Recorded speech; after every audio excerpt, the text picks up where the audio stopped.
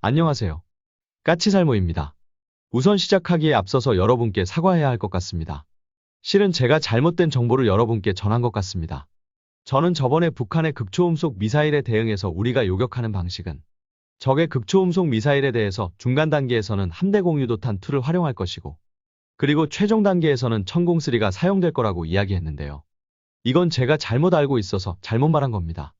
그뿐 아니라 LSM에는 극초음속 미사일 요격 미사일이 없다고 이야기했는데요.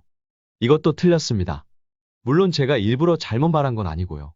다만 제가 LSM 블록2의 정식 발표를 정확히 보지 못해서 미처 새로운 사실을 파악하지 못했기 때문입니다.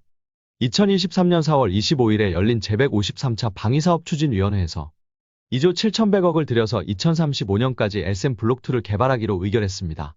그런데 그 계획 안에는 사드급의 최대 150km 고도까지 상승해서 요격할 수 있는 고고도 요격 미사일 말고도 또 한 가지 미사일의 개발안이 있었습니다.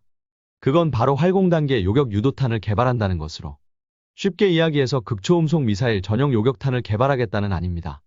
제가 바로 이걸 놓친 겁니다.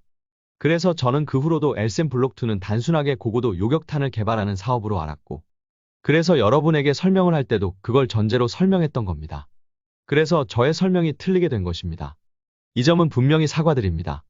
그럼 우리의 극초음속 미사일 요격망은 앞으로 어떻게 되는 것이냐라고 했을 때 분명 함대공 유도탄 2도 극초음속 미사일 요격에 적합합니다. 다만 이 미사일은 함선에 탑재되는 만큼 단순하게 극초음속 미사일 요격에만 사용할 수 없고 그래서 다목적으로 사용해야 합니다. 그래서 탄두도 직격탄두가 아니라 파편탄두를 가지고 있습니다. 그러나 LSM 블록2 활공단계 요격 유도탄은 정확히 딱 극초음속 미사일 요격용으로만 만들어지는 미사일로 특히 우리 방사청에서 발표를 한 계획에 따르면 그 중에서도 북한이 개발하고 있는 부스트 글라이더 형태의 활공형 극초음속 비행체를 요격하는 전용으로 만들 계획입니다. 그래서 이 미사일은 함대공 유도탄 2와 다르게 직격탄두를 가지고 있을 가능성이 높습니다. 그래서 함대공 유도탄 2에 비해서는 좀 더 전문적인 극초음속 미사일 요격 미사일이 될 것입니다. 그럼 이 미사일의 성능과 구조는 어떻게 될 것인가라고 했을 때 그 전에 오늘은 단순하게 이 극초음속 요격 미사일만을 살펴볼 게 아니라 LSM 특히 LSM 블록2에 대해서 새롭게 알려진 사실 등을 점검해 보겠습니다. 실은 LSM 블록2의 사업이 본격화되면서 그 구조와 성능에 대해서도 새로운 정보가 나오고 있기 때문입니다. 그리고 어떤 분이 LSM의 유럽에서의 경쟁자를 아직도 아스터로 알고 있던데요. 여러분도 알겠지만 우리나라는 지금 천공2를 UAE는 물론 사우디에도 수출하는데 성공을 했습니다. 그리고 중동 국가뿐만 아니라 동남아나 심지어 유럽의 몇몇 국가들에서까지 우리 천공2에 대해서 관심을 표명하고 있는데요. 그러면서 LSM의 수출 가능성에도 사람들이 관심을 가지고 있고 당연히 중동 국가에 수출하는 건 물론 유럽에도 수출되길 기대하고 있습니다. 그래서 아스터를 바탕으로 탄도미사일 전용 요격미사일로 개발되던 게 아스터 블록2라는 미사일이었습니다. 그러나 이 미사일은 주로 아스터를 개발했던 MBDA사를 중심으로 개발을 했었고 솔직히 탄도미사일 요격미사일을 개발하는 건 천문학적 비용이 들어가는 사업인데 이런 걸 일개 회사가 중심이 되어서 개발한다는 것 자체가 말이 안 되었죠. 그래서 아스터 블록2는 제대로 된 정부의 지원도 없어서 개발도 엄청나게 느렸고 거의 흐지부지된 상태였습니다. 그런데 2019년 11월에 유럽 국가들은 TWISTER이라는 사업을 추진하게 됩니다. 결론은 이 사업은 나토 회원국과 EU 회원국이 협력해서 새로운 탄도미사일 요격미사일을 개발하겠다고 하는 건데요.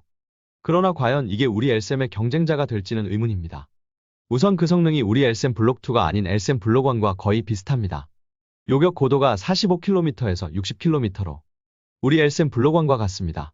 그런데 정작 개발 자체도 한참 늦습니다. 이 사업을 주도하고 있는 프랑스 국방부의 발표에 따르면 이 미사일은 2030년경까지는 개발한다는 게 목표입니다. 그러나 우리의 LSM은 올해인 2024년 11월에 개발이 완료되고 2026년부터 양산에 들어갑니다. 그러니 그때쯤이면 우리 LSM은 이미 중동 국가에 팔려서 실전 테스트까지 끝났을 것이기에 우리와 경쟁 상대가 되지 않습니다.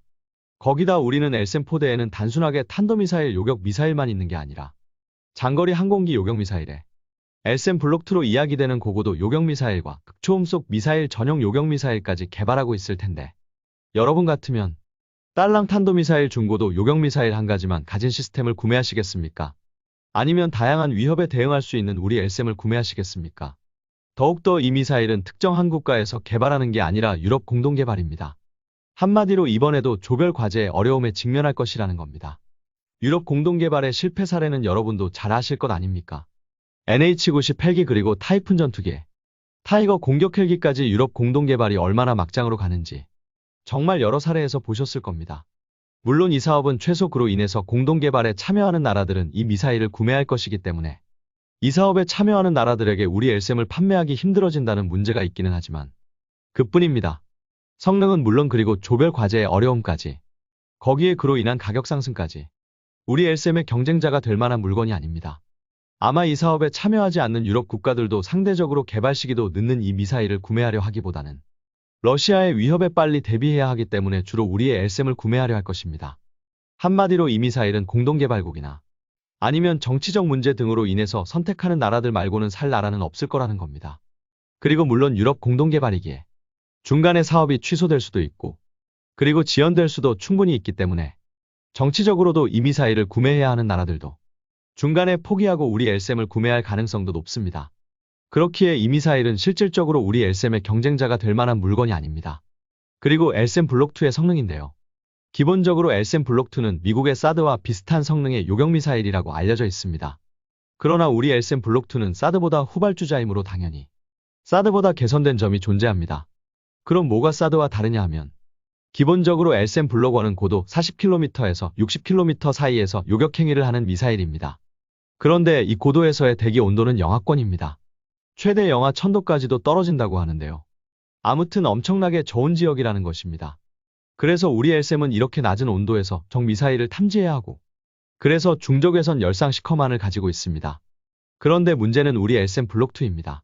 우리 LSAM 블록2는 주로 고도 80km에서 100km 사이에서 요격행위를 하게 되고 이 고도는 반대로 대기 온도가 엄청나게 높다고 합니다.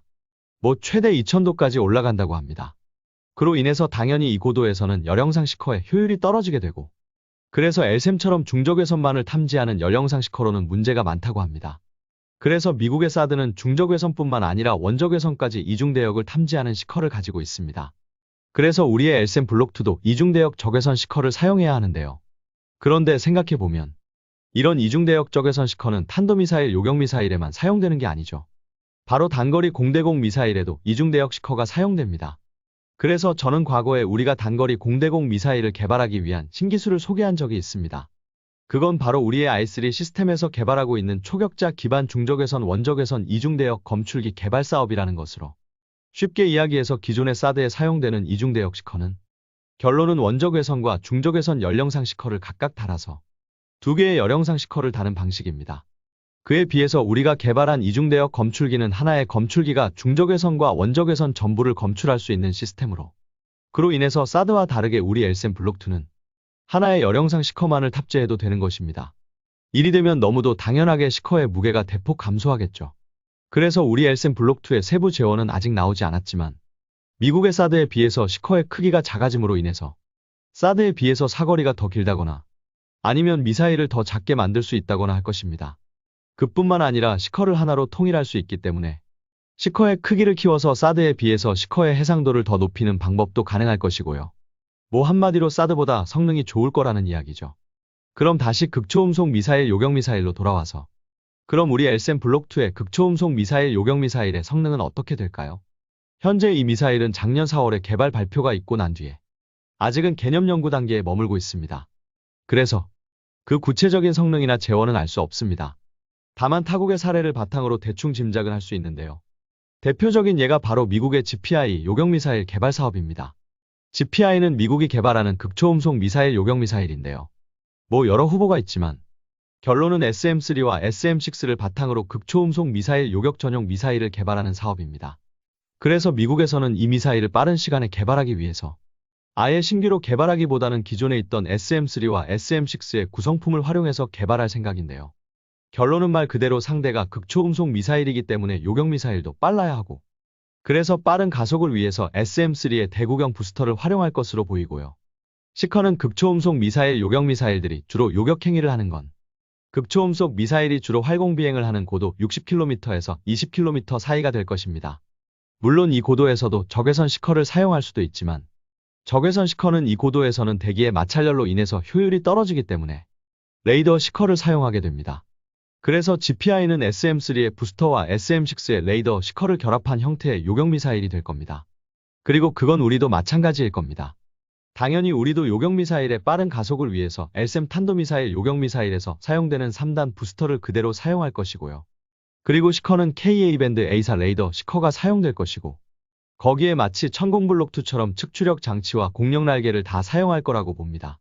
천공2도 급격한 기동을 위해서 측추력 장치를 달고 있지만, 여기에 공력 날개까지 더해서 최대한 기동 능력을 끌어올리고 있고, 그래서 이 개념은 앞으로 우리가 개발하게 될 천공 블록3와 함대 공유도탄 2에도 그대로 사용될 것으로 보이는데요. 당연히 LSAM 블록2의 극초음속 미사일 요격미사일에도 비슷한 방식을 사용해서 최대한 기동성을 높이는 구조로 만들어질 거라고 봅니다. 그리고 함대 공유도탄 2가 다목적성을 위해서 파편탄두를 가진 것에 반해서 이 미사일은 오직 적의 극초음속 미사일의 요격에만 사용될 것이기 때문에 직격 충돌 방식을 사용할 거라고 봅니다. 그래서 우리 LSAM 블록2는 고고도 탄도미사일 요격 미사일만이 아니라 극초음속 미사일 요격 미사일까지 해서 두 가지 미사일이 개발되는 것이고요. 결론은 북한의 극초음속 미사일에 대해서 앞으로는 중간 단계에서 LSAM 블록2의 극초음속 미사일 요격 미사일이, 그리고 종말 단계에서는 천공 블록3가 요격을 담당하게 될 것입니다. 실제로 극초음속 미사일, 그 중에서도 부스터 글라이더는 스크램-Z 극초음속 미사일에 비해서는 훨씬 개발하기가 쉽고, 그래서 저번 북한의 미사일 발사에서도 볼 수 있듯 심지어 북한마저도 거의 개발에 성공한 상태이고, 심지어는 이란까지도 개발하고 있다고 합니다. 그래서 우리뿐만이 아니라 우리 LSAM을 구매하는 다른 나라들도 우리처럼 앞으로는 적의 극초음속 미사일의 위협에 노출될 가능성이 높습니다. 그래서 이번 개발은 우리 LSAM의 수출에도 지대한 영향을 미칠 것으로 여겨지고요. 실제로 우리 방사청이 극초음속 미사일 요격 미사일을 개발하려는 이유도 수출을 위한 게 큽니다. 그에 반해서 극초음속 미사일 요격 미사일 자체는 우리 입장에서는 개발이 그리 어려운 미사일도 아닙니다. 결론은 이 미사일을 위해서 뭔가 우리가 새로운 기술을 개발할 필요도 없이 기존에 이미 존재하는 우리의 기술을 조합하는 것만으로도 충분히 개발할 수 있는 미사일이기 때문에 개발이 그리 어려운 게 아닙니다. 그래서 물론 북한의 극초음속 미사일에 대비하기 위한 것도 크지만 결론은 수출을 위해서도 개발하는 거라고 할 수 있습니다. 솔직히 이건 작년 4월에 발표한 것인데 제가 미처 파악을 못해서 이제야 이야기하는 것이고요. 그래서 제가 지금까지 설명을 했던 우리나라의 극초음속 미사일 요격이나 LSAM 블록2의 설명에는 이 부분이 빠져 있어서 설명이 좀 잘못되게 되었습니다. 이 점은 다시금 사과드리고요.